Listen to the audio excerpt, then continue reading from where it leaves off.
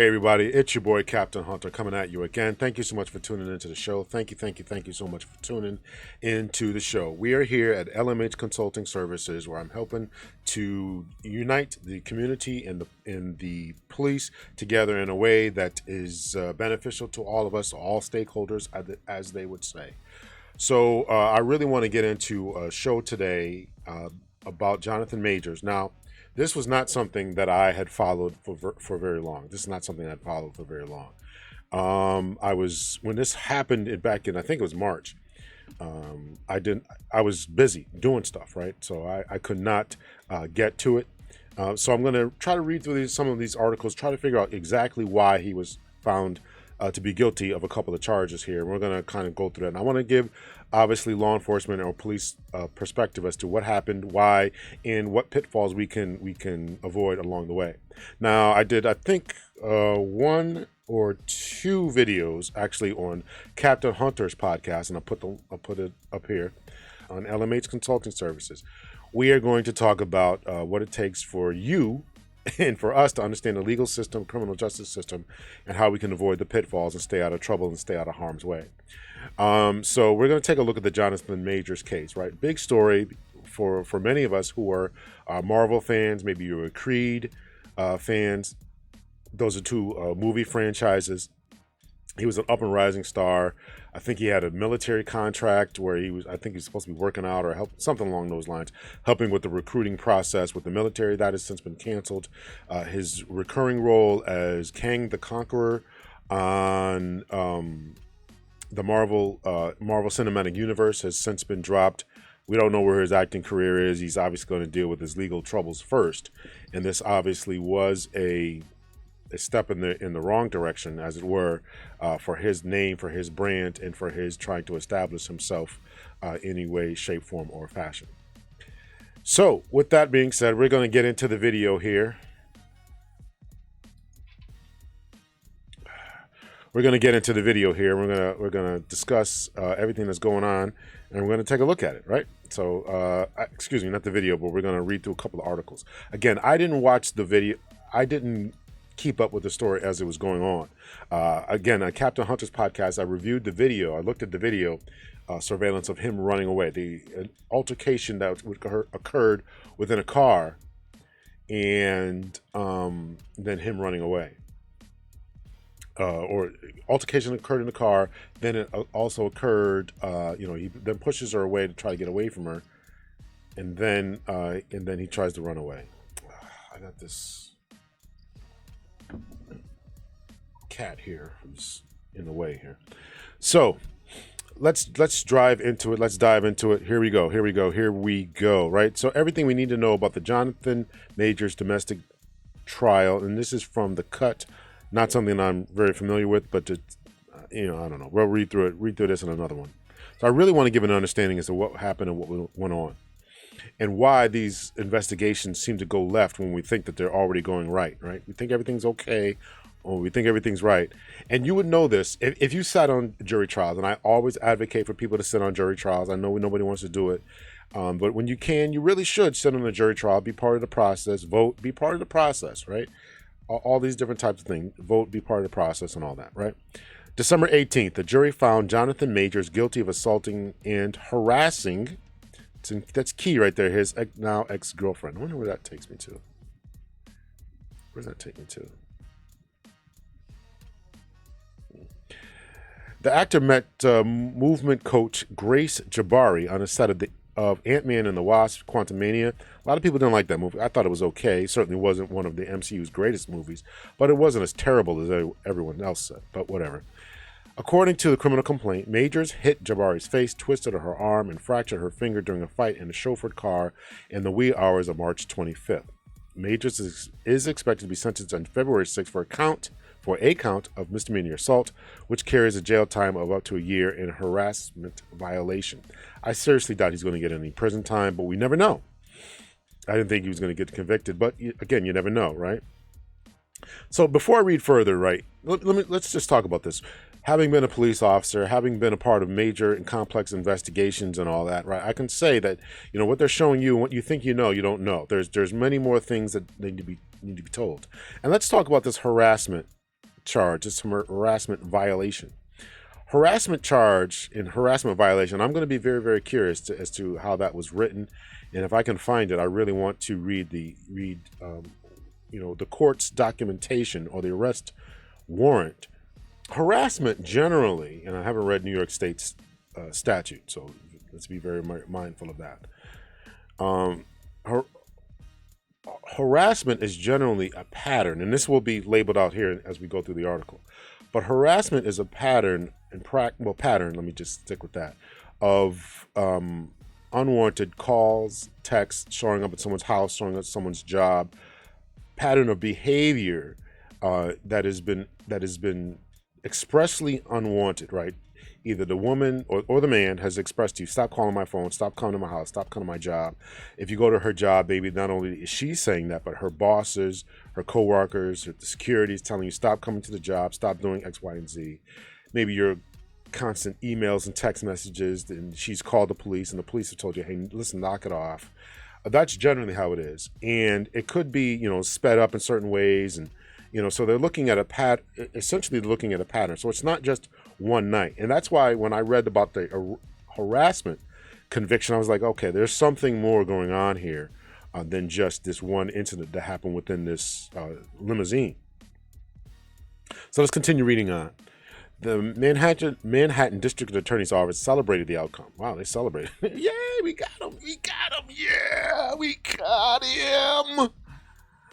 The evidence presented throughout this trial illustrated a cycle of psychological and emotional abuse and escalating patterns of coercion far too common across the many intimate partner violence cases we see each and every day. Okay, so that's kind of a crazy statement there, but that's the one that they issued. So you're saying that this guy was just a run-of-the-mill psychological predator who engaged in emotional abuse and escalating patterns of coercion. He coerced her, that's why she was chasing him down the street. But listen, it is what it is. Alvin Bragg said in a statement, today a jury determined the pattern of abuse and coercion culminated with Mr. Majors assaulting and harassing his girlfriend. So it was an escalating pattern that progressively gets worse as we do domestic violence work. We know that the pattern gets worse and worse and continues to escalate. Eventually, and many times, sadly, in the cases of the person not being there anymore, being deceased or whatever. So they try to cut that out. They really do take domestic violence charges seriously and try to get people away from each other because they know that if they don't, then it's just going to get worse. And this is what this Alvin Bragg, who I'm assuming is some type of attorney, said. In a mixed verdict, the jury had also acquitted Majors of 2 charges. Majors' defense lawyer, Priya Chowdhury, emphasized the actor wasn't convicted of the most serious charge he faced, assault with intent. It is clear that the jury did not believe Grace Jabari's story of what happened in the SUV because they found that Mr. Majors did not intentionally cause any injuries to her. She said in a statement after the verdict, "We are disappointed, however, that despite not believing Ms. Jabari, the jury nevertheless found that Mr. Majors was somehow reckless while she was attacking him." Think of her statement here. I'm not saying it's true. I'm just saying how she worded this. "We are disappointed, however, that despite not believing Mr. Jabari, the jury nevertheless found that Mr. Majors was somehow reckless while she was attacking him." She added, "Mr. Majors still has faith in the process and looks forward to clearing his name. I'm sure that they're going to appeal, and I would not doubt for a minute there that this gets tossed out." Anyway, certainly maybe not the assault charge, but maybe the pattern harassment, depending on what they have for that. If they have multiple text messages, multiple emails, multiple showing up to the job, whatever they've got, whatever evidence they've got, other video, text messages over a pattern of time and all that, then he may be stuck with that, right? He may have to live with that. Majors often showed up to trial hand in hand with a new girlfriend, the actress Megan Good, along with a group of friends and family members, including his mom. It's very, very important for him to have female presence around him, saying he's a good man, he's not this type of person. And you need his mother and his girlfriend and all these different individuals to show that this was definitely a show of force, if you will, him showing up to trial this way. The prosecution had alleged Majors engaged in cruel and manipulative patterns of psychological and physical abuse. This is what they got to prove toward Jabari even before the March incident. When she discovered Majors had been cheating on her, Majors' defense had accused Jabari of assaulting the actor out of jealousy and then lying about what happened to authorities. So probably what happened is I don't want to speculate, but they're saying that there was a pattern of psychological, emotional abuse that was going on before he got there, right? Before this March 25th incident. The jury deliberated for roughly 8 hours before reaching his verdict, which had immediate effects for Majors' career with the loss of his place in the Marvel Universe. What are the charges against Majors? Prosecutors say a March 25th incident began with a couple was taking a private car from a Brooklyn party to Majors' Chelsea apartment. According to a court filing reviewed by The Cut, Jabari saw a text on the actor's phone that said, "Wish I was kissing you right now." When she took the phone from Major's hands, in some places that can be considered a robbery, right? For taking something off of somebody's person, taking something off of somebody's person with force or off their actual physical person can be. I haven't read the statute in a while, but I know that was way the robbery second, I believe it was labeled here. So forcibly taking something from somebody's hands, right? I'm not saying they should have. I'm just saying that there's a precipitating event to this guy just attacking her, right? Allegedly. When she took the phone from Major's hands to see who had sent the message, he allegedly began grabbing the right side of Mr. Jabari's body and prying Mr. Jabari's right middle finger off the phone, right? Causing bruising, swelling, and substantial pain. So I had a conversation with my son about this. What do we do? He's asking me as a young man, what do you do? Your girlfriend, your wife, significant or boyfriend, goes the other way, take something from you. Do you have the right to physically take it back? This is a question, a conundrum that we've argued about in law enforcement for a long time.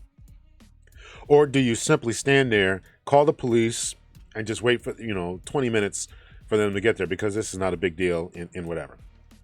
And they're going to send cops to other locations that are more where the event is more pressing.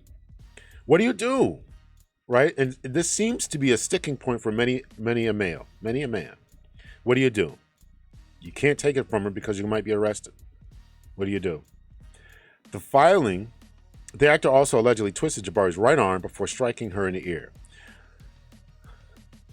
The filing claims Majors then took his phone and left the car, and that when Jabari tried to follow him, the actor grabbed her, picked her up, and threw her back inside. As a result, prosecutors say that he had fractured her finger, bruising her about her body, and laceration in her right ear, and a bump on her head. Now, remember, they don't believe that any of this was intentional. The jury didn't believe any of this was intentional. Just trying to get away from this woman who had already, some could argue, engaged in violence herself by taking the phone and then obviously physically not trying to give it back to him. The filing also references a surveillance video published by Insider, which captured Jabari on the sidewalk in the aftermath of the incident. In it, she is visibly upset, crying, and seeking help from strangers to get an Uber cab home, the filing reads. At one point in the video, Majors walks by without stopping when Jabari calls after him. Majors is being tried on 2 counts of misdemeanor assault and 2 counts of harassment. The judge also granted Jabari a full temporary order of protection against Majors in April. It's crazy how the system works, right? They're trying to protect people. She granted him a full temporary order. Did he see the video of this guy running down the street? Oh my God. Prosecutors also revealed that they have a report from the London Metropolitan Police, as well as medical records involving a previously unreported September 2022 incident that they say is relevant to the domestic violence case. The filing did not contain further details, so we haven't seen those records from London. Has Majors responded? Majors is represented by defense lawyer Priya Chaudhry, whose previous clients include Real Housewives of Salt Lake City star Jen Shah and the filmmaker Paul Higgis. Chaudhry has sought to paint Jabari as a physically and aggressive, mentally unstable, In a statement shortly after the news of Major's arrest broke, Chowdhury said, "Unfortunately, this incident came about because this woman was having an emotional crisis, for which she was taken to the hospital yesterday. The NYPD is required to make an arrest in these situations, and this is the only reason Mr. Majors was arrested." Yes, I think I alluded to that before, if not in this video, then the video that I did concerning, on my other platform there. And many people don't understand this, but the state, any type of allegation, the state, the county, whatever, I want to say it's on all 50 states, but I'm not sure. But the state is the one making the charges. So in a domestic violence situation, no matter which party comes forward, if they say, "Oh, forget it, I don't want to press any charges," no. They're going to press the charges. The county or the state is going to press those charges, because in many cases, people would seek to retract those statements because they have a element of fear, could be fear and love, and so therefore they go back to willingly the situation. So the state is acting like Big Daddy and saying, "No, we're gonna do something about this incident anyway." The defense claims it was Jabari who assaulted Majors while trying to steal his phone. Again, I think that a case could be made for that. In fact, that they say that the driver's actions.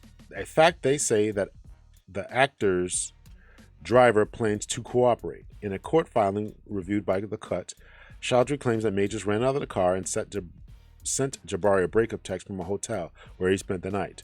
The defense says Jabari later showed up at Majors' apartment after partying at a club, called him 32 times.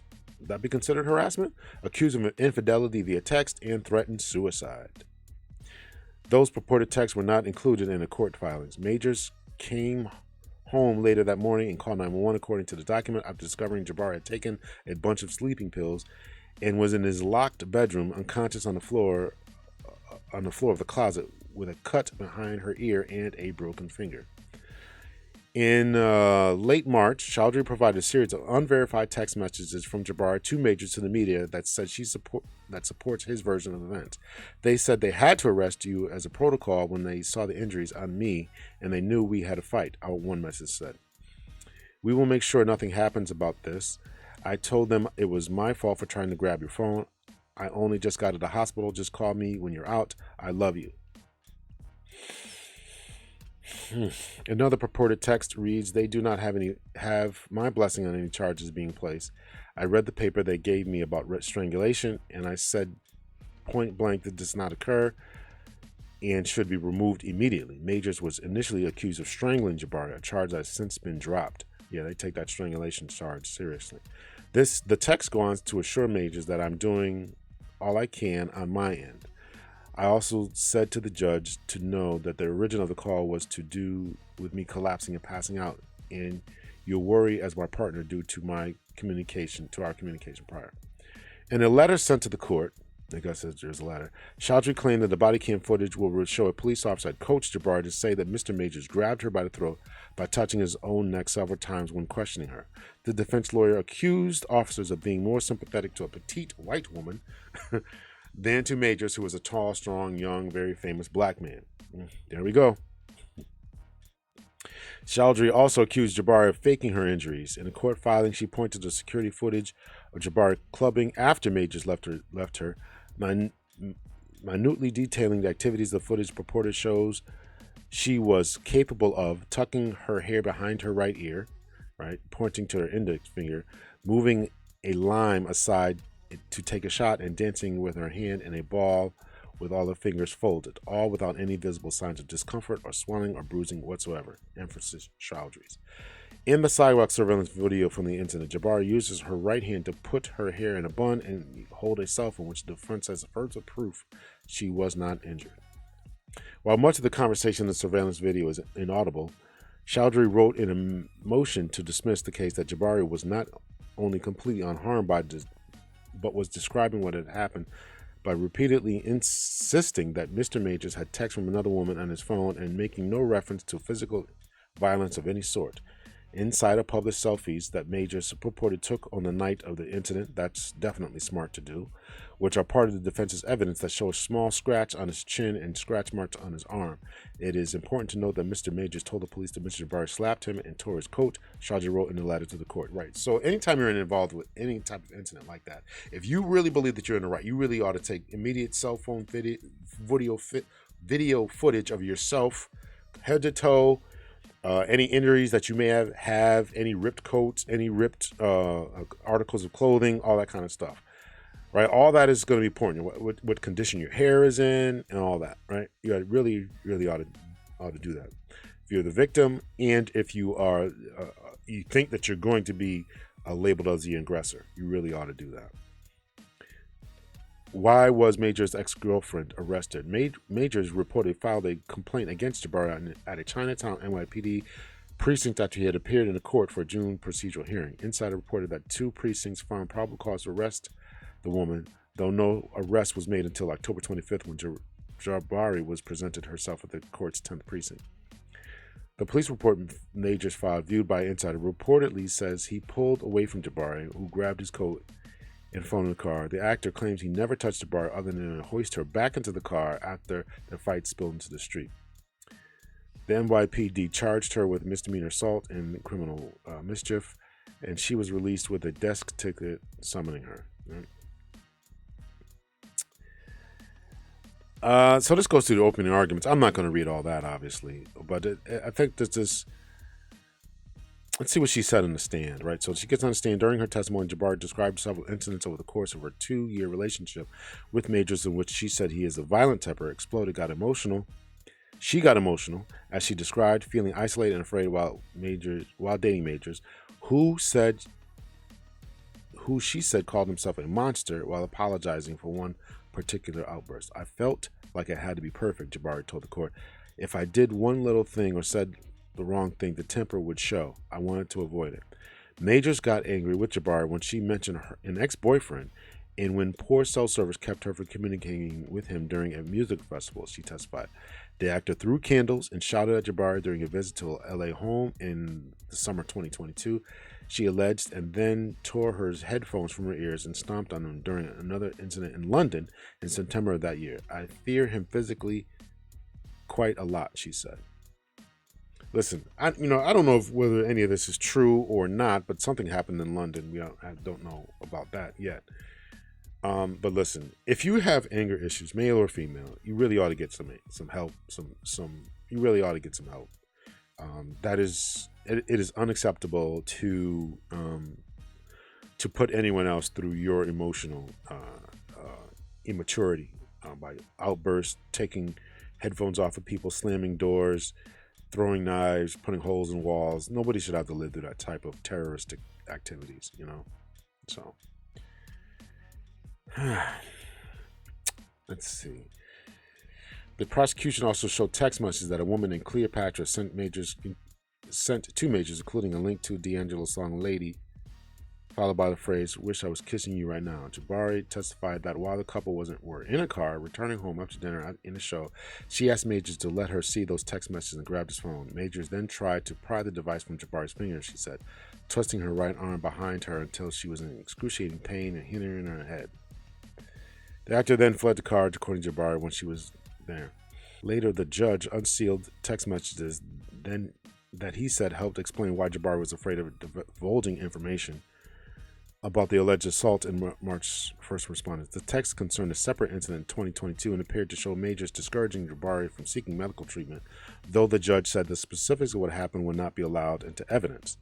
You had no perspective of what could happen if you go to the hospital right now, text Majors read. They will ask you questions, as I don't think you actually protect us. It could lead to an investigation even if you do lie and they suspect something. I will tell the doctor I bumped my head if I go, Jabari said. Why would I tell them what really happened when it's clear I want to be with you? So if the judge is unsealing these types of text messages, right? I'm going to read the rest of this, but I'm not going to read it to you all. I think you all can read that in your own time.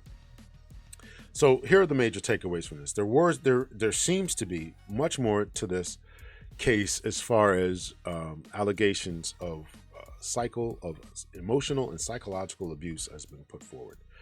So men, protect yourselves at all times. Women, protect yourselves at all times. If you have anger issues, emotional issues, make sure that you get therapy, help, do what you got to do in order to not subject anyone else to your angry outbursts or whatever you got going on there. That's unfair to everyone. I can see the charges of the assault being overturned, but maybe not these text messages, right? The one we just read right there about this going to the hospital could be very, very damaging. So here's the takeaways that I want to say. From a law enforcement perspective, we often see things that the general public doesn't see. It seems like this particular article written by these two ladies, they did a deep dive into everything that happened. Their names are Angela Chapin and Bindu Basnath. Oh, jeez. So they probably did a good job, digging into the particulars of the case and trying to figure out, what happened and all that would happen in the court proceedings and all that. Is this brother trying to bring back double-breasted suits? Jesus, is that a Bible in his hand? Come on now, man. Just trying to do the just trying to play up the whole I'm a good boy image, right? So there's a lot to here. I can't make sure don't close this out. So there's a lot to that should be unpacked.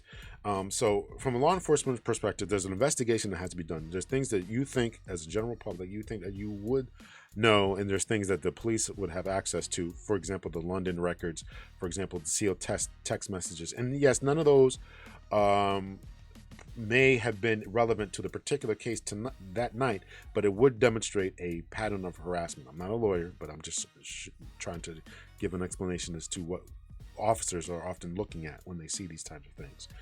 The police were obligated to make an arrest into Majors based on the allegations. And when I say officers, I'm talking about the state. The state files a report, and then the officers execute the warrant. I am curious to see what's going to happen if she was arrested. It may say in this article, I don't know, whether the charges against Jabari have subsequently been dropped, or they're still going forward with those particular cases, right? And I'm going to tell you right now, most of the time they do not take cross complaints seriously. So my girlfriend makes a complaint against me, tries to get me arrested, and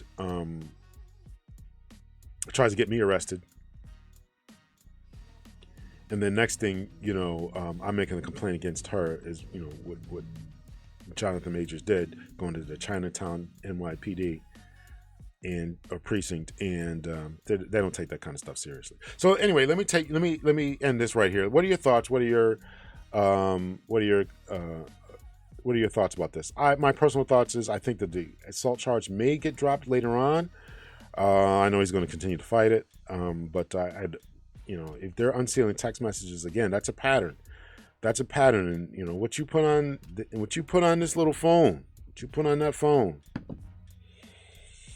man, there's no hiding from that, man. There's no hiding from it. So be very, very cautious, very, very careful about the pictures that you send, the videos that you take, the Instagrams that you upload, the text messages that you send, your DMs. You got to be very, very careful about that. And when it comes to harassment, when it comes to stalking, when it comes to strangulation, you gotta get help for that stuff. And when she says no and he says no, it's no. And when they don't want to be bothered with you anymore, do not call them, do not text them, do not show up at their job, do not email them, do not show up in their home, don't drive by. No. All right. Let me know your thoughts, your opinions. Much love and peace, everyone.